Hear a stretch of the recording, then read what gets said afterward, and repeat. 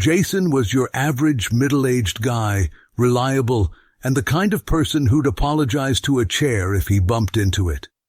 One crisp Tuesday afternoon, fate handed him a rare gift, a canceled work meeting. For once, he wasn't doomed to scarf down a sad desk sandwich while pretending to care about spreadsheets. Instead, he decided to surprise his wife, Emily, with a cozy lunch at home. Maybe he'd even whip out the good plates, the ones they'd gotten as a wedding gift and never used because, apparently, every day isn't a special occasion. Whistling a little tune, Jason pulled into the driveway of their modest suburban home, already picturing Emily's delighted smile.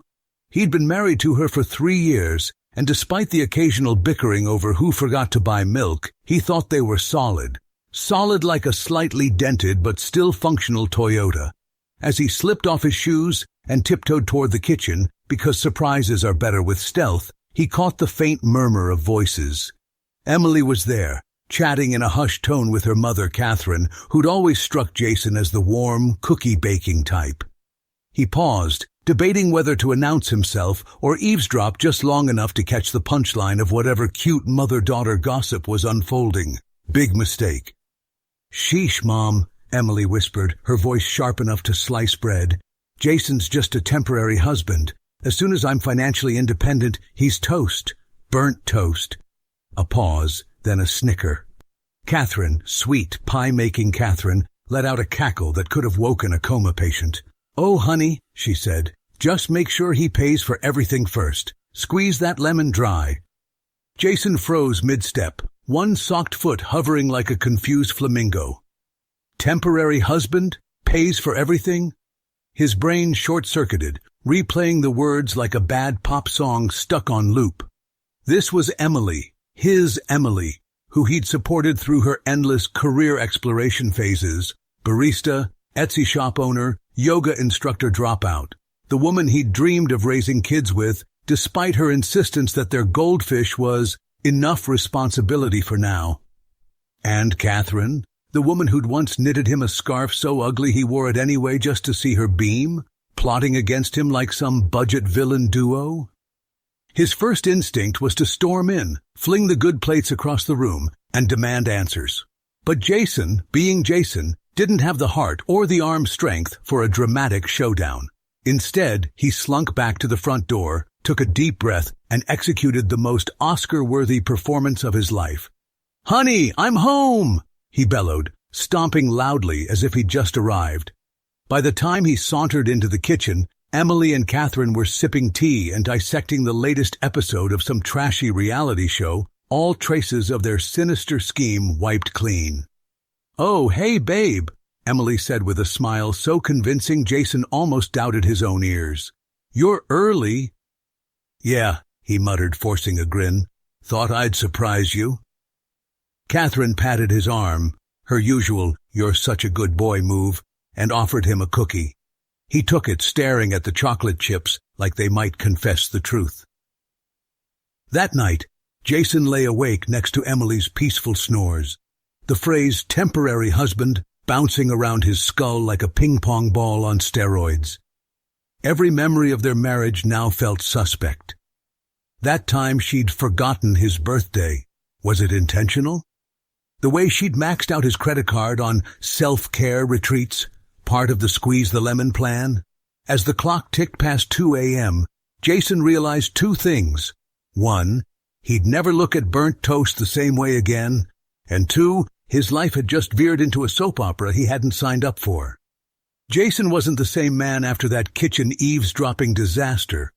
Where he once saw Emily's quirks as endearing, like her habit of hoarding scented candles for emergencies, now every move she made looked like a chess play in a game he didn't know he'd joined. The first red flag waved when Emily started slinking out of the room to take calls from Catherine. 3 years into their marriage, and suddenly mother-daughter chats needed CIA-level privacy. Jason's gut churned. Either they were planning his untimely demise, or they were just really invested in arguing over reality TV cliffhangers. He hoped it was the latter, but feared it was the former. Determined to sleuth his way to the truth, Jason turned his attention to their finances. Early in their marriage, Emily had pushed for separate bank accounts. "Independence is sexy," she'd cooed, batting her lashes.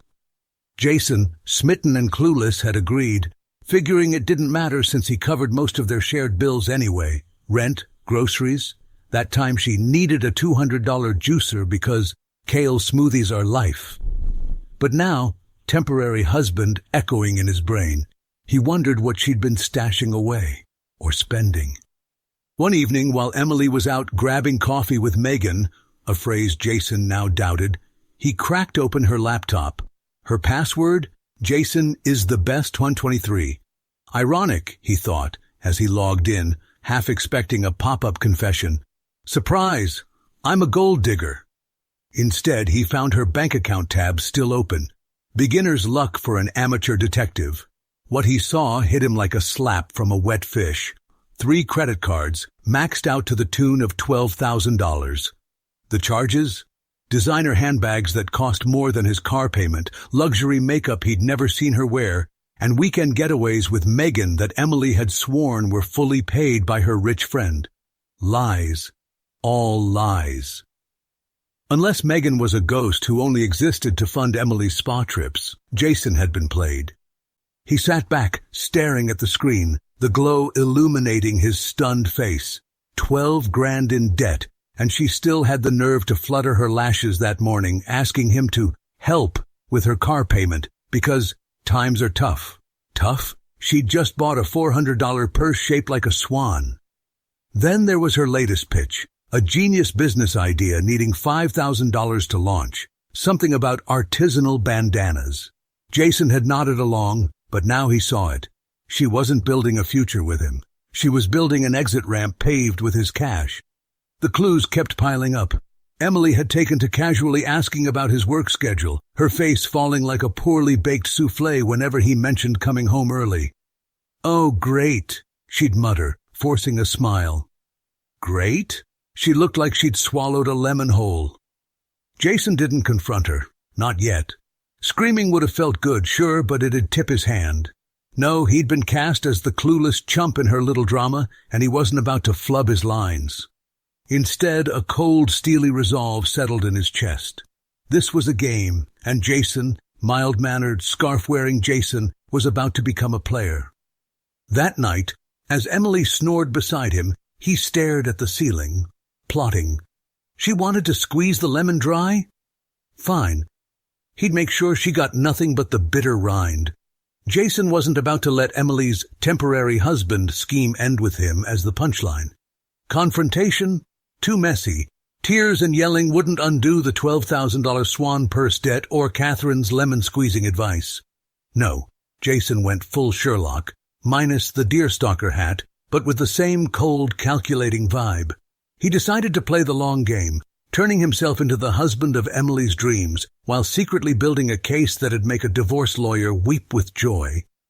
Step 1. Become Mr. Perfect. "Hey, babe," he'd say over breakfast, flashing a grin so bright it could have powered a small village. "Bandana business idea? Genius. Quit your part-time gig. Focus on your dreams." Emily's eyes lit up, but not with the gooey adoration of a loving wife. Nope, it was the glint of a poker player who'd just drawn an ace. She didn't suspect a thing. Why would she?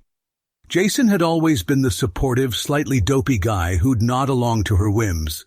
Now, he was her golden goose, and she was ready to pluck him clean. What she didn't know was that Jason had turned into a one-man evidence factory. Every sly comment, every shady purchase, every whispered call to Catherine about maxing out his credit before the big ditch, he documented it all. He'd scribble notes in a little black journal he kept hidden under the couch cushions, right next to the remote Emily never bothered to look for. Her text to Catherine, carelessly left open on her phone, snapped and filed. "Make him pay for the kitchen reno," one read. "He's too nice to say no," replied Catherine. Too nice? Oh, he'd show them nice. Jason didn't stop there. He quietly opened a secret savings account and started siphoning his money out of their shared financial orbit. Slowly, so Emily wouldn't notice the shrinking pot. He called up his old college buddy Mike, a lawyer with a knack for turning messy breakups into clean victories. Over beers, Mike grinned like a kid unwrapping a Christmas present. "One-party consent state, my friend," he said, clinking Jason's bottle. "Record everything. Play the doting husband. When she tries to take you for half, we'll have her buried in proof she's been fleecing you from day one." Jason nodded, already picturing Emily's face when the trap sprang shut. Armed with Mike's advice, Jason went full spy movie mode. Hidden microphones sprouted in the living room. Tucked behind the dusty fern, Emily swore, "Added character." A couple of discreet cameras joined the party, one angled at the kitchen where she and Catherine schemed over tea. Legal? Yep, thanks to state law. Ethical? Well, when your wife's plotting to bleed you dry, ethics take a back seat to survival. He caught gold fast. Emily muttering about accidentally breaking his golf clubs to justify a new set, for her imaginary business, of course. Catherine's voice crackled through a recording. "Tell him it's an investment in your future." Jason smirked. Their future was about to get a rude wake-up call. Then came the kicker. A few days in, Emily sashayed over with a coy smile. "Babe," she purred, twirling her hair like a rom-com villain, "what if we added my name to your investment accounts? You know, so I can learn about finance?" Jason nearly choked on his coffee. Learn about finance? She'd flunked balancing a checkbook but aced racking up secret debt. "I'll think about it," he said, keeping his tone light, his face a mask of husbandly consideration. Inside, he was cackling. Add her name? Sure, right after he tattooed sucker on his forehead. Emily didn't clock the shift. She strutted around, tossing out hints about her big plans, oblivious to the fact that Jason had flipped the script. She thought she was the queen of this chessboard, moving her pawns with glee. But Jason? He'd already knocked the board over and replaced it with his own, one where he held all the pieces. Jason was deep in the game now, honing his role as the ultimate husband with the precision of a chef perfecting a soufflé. One sunny Saturday morning, he decided to up the ante.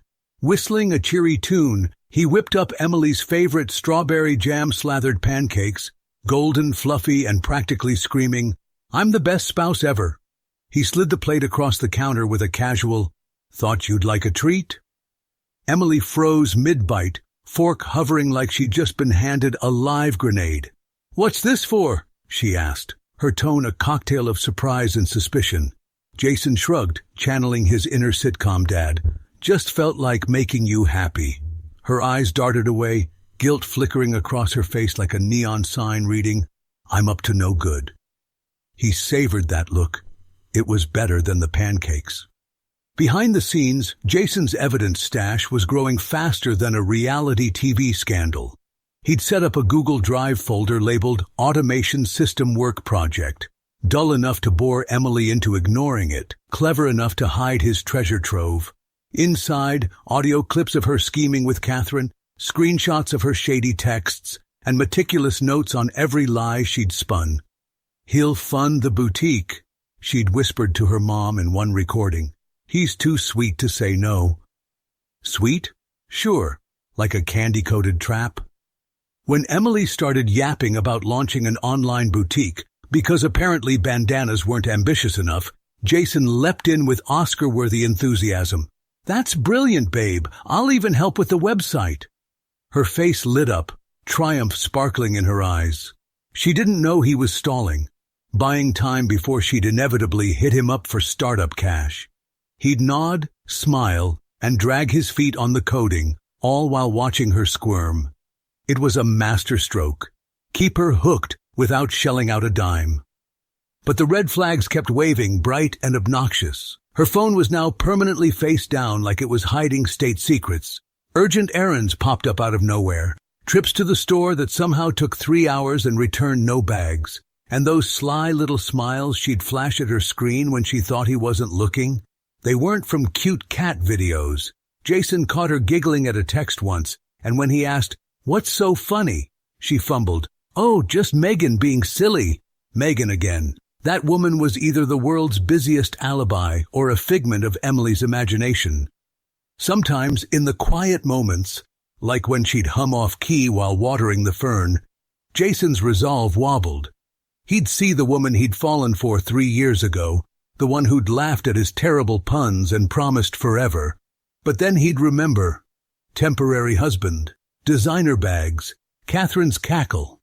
The fog cleared fast and he'd double down. One night, as she rambled about boutique branding, he nodded along, picturing the moment he'd dropped the hammer. She thought she was puppeteering this marriage, but Jason was quietly cutting the strings. Jason was done playing nice. He was ready to play smart. For their anniversary, he pulled out a grand gesture.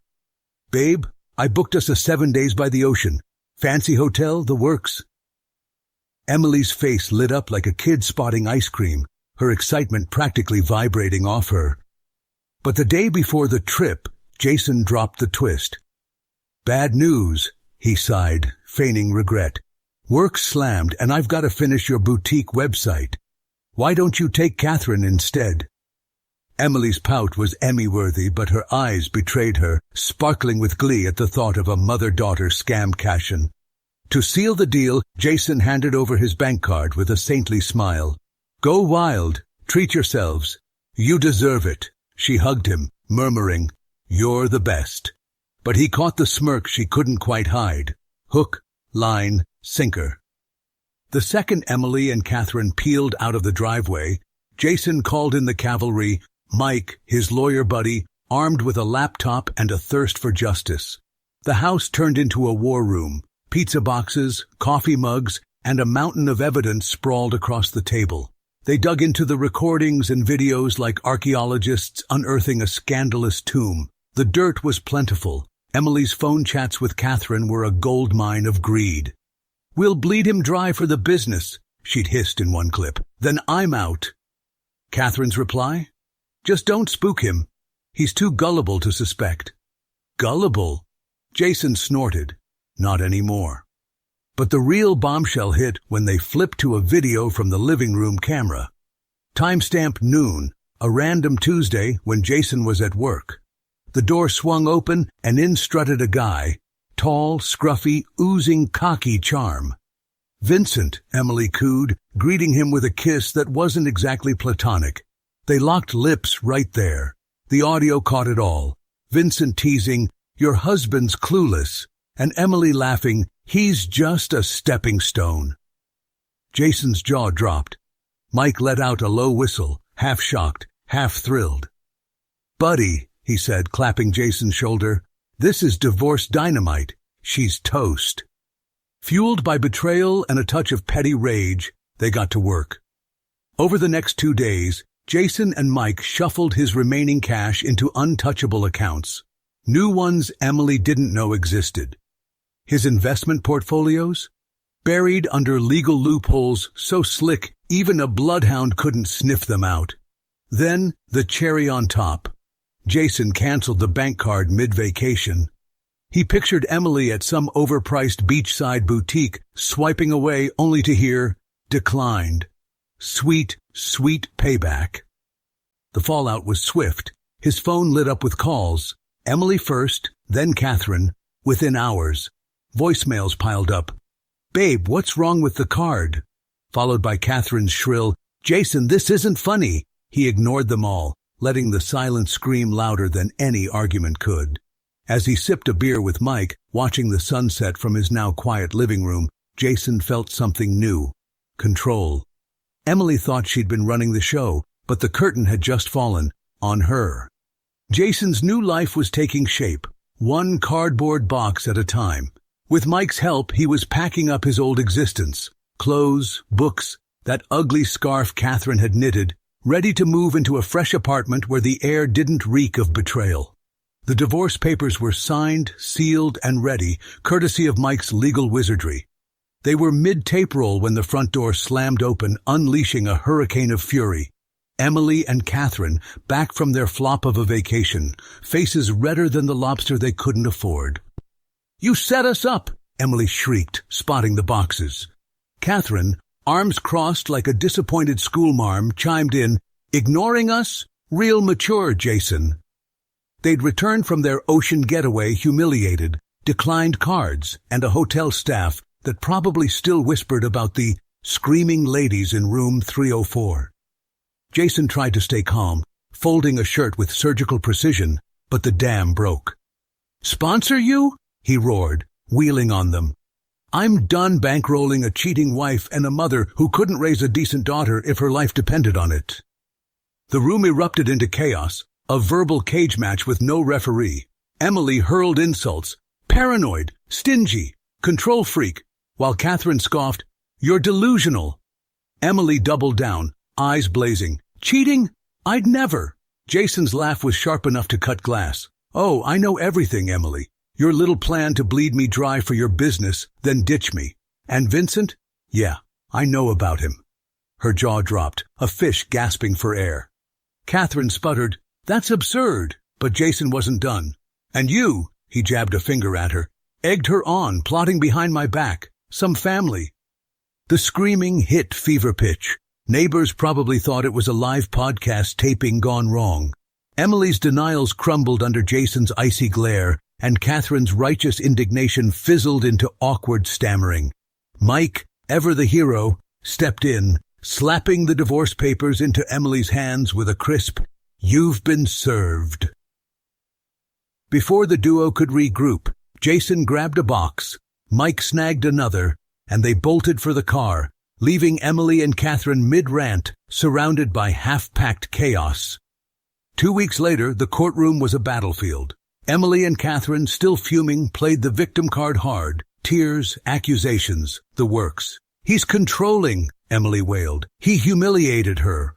Catherine sniffed. They demanded half of Jason's assets, painting him as the bad guy. But then Mike unleashed the Kraken. A meticulously curated avalanche of evidence, recordings, videos, bank statements, Vincent's midday makeout session. The judge's eyebrows climbed higher with each reveal, while Emily and Catherine shrank in their seats. The verdict? A slam dunk for Jason. No alimony, no split assets. Emily's scheme collapsed like a house of cards in a windstorm. Emily and Catherine sat stunned, mouths agape, as the gavel fell. They'd underestimated Jason, never dreaming he'd outmaneuver them so thoroughly.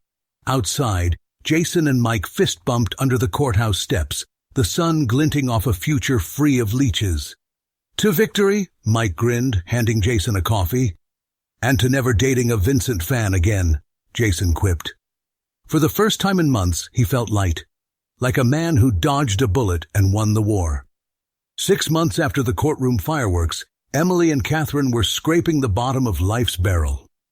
Emily's secret credit card debts had ballooned into a financial monster, and, surprise, surprise, Catherine wasn't exactly swimming in cash either, her own pile of unpaid bills finally catching up. The duo traded their dreams of boutique empires and beachside scams for grueling, low-paying jobs. Think greasy diner shifts and endless coffee runs. Their social circle fractured like a dropped plate. Some friends bought Emily's sob story about "poor me, the victim," while others rallied behind Jason whispering, "We knew she was trouble." Jason? He couldn't care less. He was too busy unpacking his new life. Enter Ruby, his new neighbor in the cozy apartment complex he'd moved into. Ruby was a burst of sunshine, chatty, quick with a laugh, and owner of a French bulldog named Buster who snorted like a tiny freight train. Jason, a lifelong dog lover, was smitten from day one. He'd always dreamed of a pup ever since he was a kid begging his parents for a scruffy sidekick. But Emily, oh Emily, had vetoed that dream with her allergies, which Jason now suspected were as fake as her tears in court. With Ruby, though, the pieces clicked. She'd catch him tossing a ball to Buster in the courtyard, and soon they were swapping stories over coffee, her infectious grin pulling him out of his post-divorce funk. They had more in common than Jason expected. A love for cheesy action movies, a knack for burning toast, and a shared belief that pineapple absolutely belongs on pizza. Fight him. It wasn't long before they were dating, a slow-burn romance sparked by Buster's slobbery approval. On Jason's birthday, Ruby outdid herself. She showed up with a wriggling, floppy-eared puppy, a scrappy little bulldog with eyes that screamed mischief. "Happy birthday!" she beamed, handing him the leash. Jason nearly cried right there, clutching the squirming bundle like it was a winning lottery ticket. He named the pup Max, and for the first time in years, he felt whole. Later that night, as Max chewed a sock and Buster snored on the rug, Jason leaned back on his couch. Ruby curled up beside him and let his mind wander. The marriage to Emily? A colossal misstep. He'd jumped in too young, too naive, blind to the red flags flapping like parade banners. She'd been a con artist in a sundress and he'd been the mark, too eager to please, too slow to see her for what she was. But now he had a dog drooling on his knee, a woman who laughed at his terrible jokes, and a life that felt like his own. The sting of Emily's betrayal had faded, replaced by a quiet gratitude. He'd dodged a lifetime of lemons and landed in an orchard of something sweeter. "To new beginnings," he murmured, raising his glass. Ruby clinked hers against it, and Max barked in agreement. Life, at last, was good. If you enjoyed the story, please subscribe to the channel. I wish you a great mood and good luck.